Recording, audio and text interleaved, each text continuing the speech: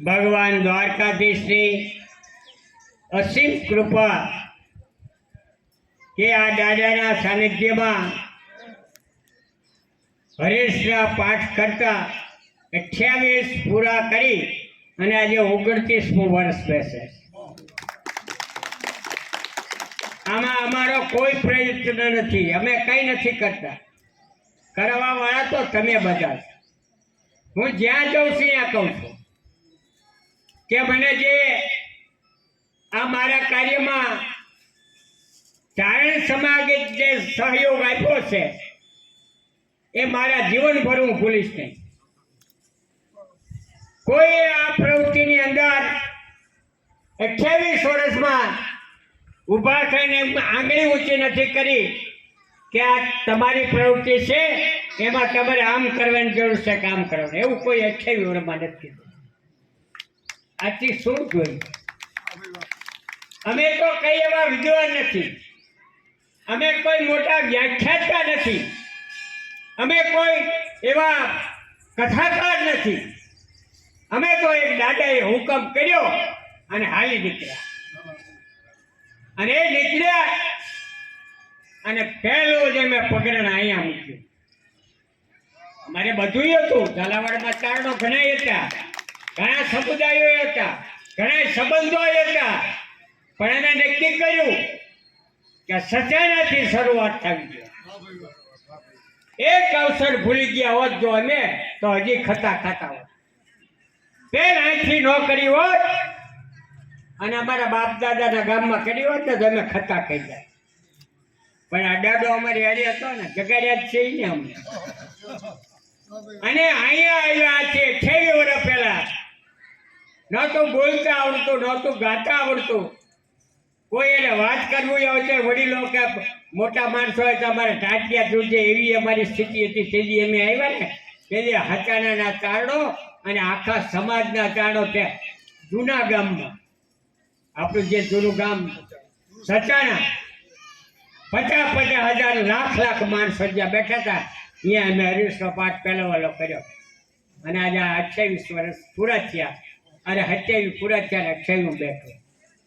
કહેવાની વાત એ છે, ચારણો જે કાર્ય કરે છે એની અરે સમાજ તો પછી જોડાય છે, પણ ચારણના કાર્ય અરે શક્તિ પરમાત્મા જોડાય છે. કારણ કે આપણા પૂર્વજોના, આપણી પેઢીઓના એવા પુણ્ય છે કે આપણે જે કાર્ય કરો તો આપણા પૂર્વજો અહીંયા ઉપરથી આશીર્વાદ દેશે. તમે ગમે ત્યાં જાઓ, 4 ધામની જાત્રામાં જાઓ તો અતિ ઉત્તમ છે, આપણે એવું નથી કહેતા. પણ તમે ઈશ્વર દાદાના ઈશ્વર ધામમાં આવો એક ફેર એટલે તમારી પેઢીઓ તરી જાય. અમે કોઈ પુરસ્કાર કરવા નથી નીકળ્યા, અમને કોઈ કઈ અહીંયા આવીને તમારા કોઈના વખાણ કરી તો અમને ઇનામ નથી દેતું ને અમારે ઇનામ જોતું નથી. પણ અમે જે સત્ય હોય એ વાત કીધા વિના નથી રહેતા.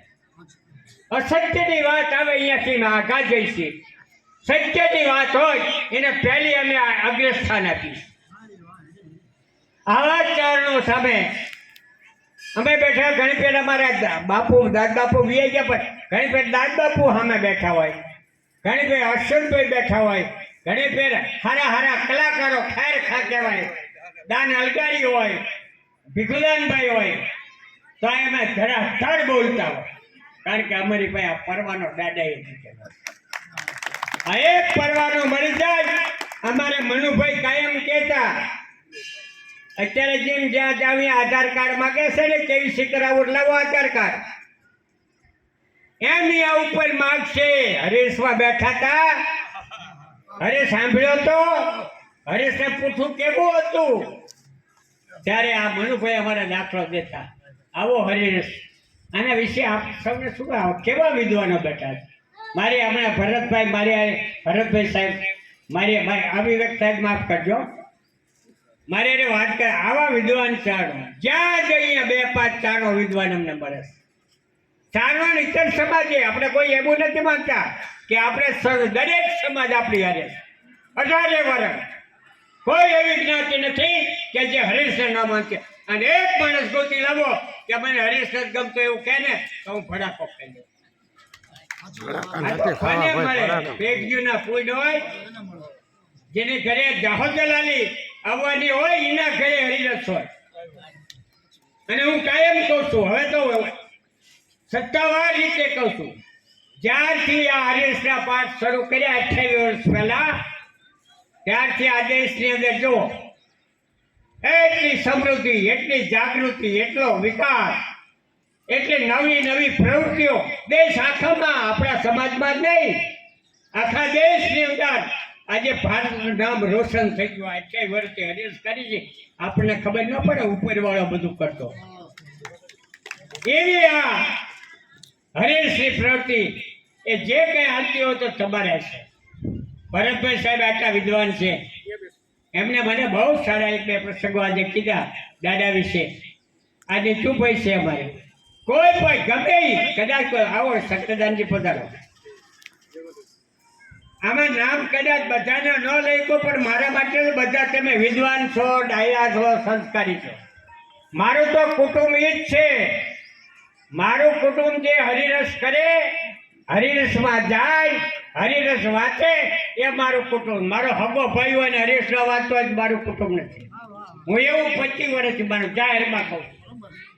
મને હરીશ કરે એ માણસો એટલા વાલા છે. અને આપ સૌ તો જાણો છો, અમે 25 તારીખે કે ભાઈ મુકેશભાઈને અહીંયા હરીશ કરવા શું જામનગરની અંદર કેટલા માણસો, જૂનાનું ગામ આખું, ઢાકણિયા આખું, સચાણું આખું, રંગપર આખું. મેં કીધું આ તો તાળ સંમેલન છે કે આ હરીશનો પાઠ છે?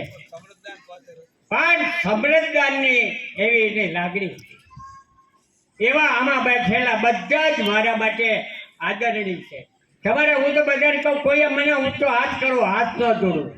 વડીલો કહું કે હાથ જોડે છે ને ત્યારે મને થોડોક શોભ લાગે, મને ઊંચો હાથ કરો, જય માતાજી, જય દ્વારકાજી. પણ મને તમે બધા ગમો છો એટલા માટે, તમે પૈસાદાર છો, તમે વિદ્વાન છો, તમે કલેક્ટર છો, તમે મિનિસ્ટર છો એટલે નહીં, તમે હરિરસ વાંચો છો એટલે ગમો. કલેક્ટર આખી દુનિયાના બધાને આપણે અભિનંદન છે, એમને વંદન કરીએ, મિનિસ્ટરોને વંદન કરીએ, સૌને વંદન કરીએ. પણ જે હરિરસ વાંચે છે, હરીશ રાખે છે, પોતાના પરિવારને હરિરસના સંસ્કાર આપે છે, એ મારા માટે મારા અંતરની વાત છે. એવો હરિરસ આજે 26 વર્ષ પૂરા કરી અને 27 પૂરા કરીને 28માં પ્રવેશ છે. બોલે આગુ પાછું આપણે કઈ આમાં હિસાબ દેવાનો છે. આ હરિરસની અંદર તમે ગમે ત્યાંથી, અમે એવું જોયું છે ઘણી જગ્યાએ ગામડામાં હરિરસ પાઠ હોય, છેલ્લા મહિનાથી એક ધારા હરિરસ પાઠ ચાલે છે. એક ધારા 2 દિન 4 દિન થાય તો હરિરસનો પાઠ આવે. અને એ આ દાદાની અને આપણા આ આખા સમાજનું જે આખા દરેક 18 વર્ણની જે આ તીર્થસ્થાન છે, એ આજે આપણું આ ઈશ્વરધામ છે. ઈશ્વરધામમાં આજે તમે યાદ કરજો, ચંદાન બોક સાહેબ બોલે છે, અહીંયા માણસો હમાશે નહીં, રામ નામ નથી. આ એવી જગ્યા છે, અમે પરચામાં માનતા જ નથી, ચમત્કારમાં માનતા નથી, પણ હમણાં તાદ્રશ અનુભવ જાતિ થઈ છે કે આ દાદો બેઠો છે ને, હાકા પાહા છે. અને આપણે કઈ સ્વાર્થ માટે ભક્તિ નથી કરતા. અને એક શબ્દ જોવો, હમણાં મને ભાઈ ભરતભાઈ વાત કરતા હતા, કેવા શબ્દો, તમને નવું જ શું છે, નવું જ ગમે એવી આ હરિરસની અંદર આપ સૌ પધાર્યા છો. ક્યારેક આ ગરમીના હિસાબે 5-15 માણસ ઓછા આવ્યા હોય, કાયમ આપણે અરે આવતા હોય, ન આવ્યો હોય તો એનો કઈ અફસોસ નહીં કરવાનો. આ તો 1 માણસ હોય તો એ 1 લાખ હોય તો 10 લાખ હોય તો એવું આ હરિરસની પ્રવૃત્તિ આપ સૌ. અને અમારે સચાણા તો અમારા છે ને આ તીર્થસ્થાન, આ અમારું શ્રી ગણેશ. અહીં અમે આજ રામનામ નદી આવી એટલે 1 વર્ષનો અમને અહીંથી કોટા મળી જાય છે. 1 વર્ષ સુધી અમારી એનર્જી છે એ દિન પ્રતિદિન ધબકતી રહેશે. એવા હરેશના ગાન સાથે હવે આપણે દુહાનું ગાન કરશું. બોલો દ્વારિકા.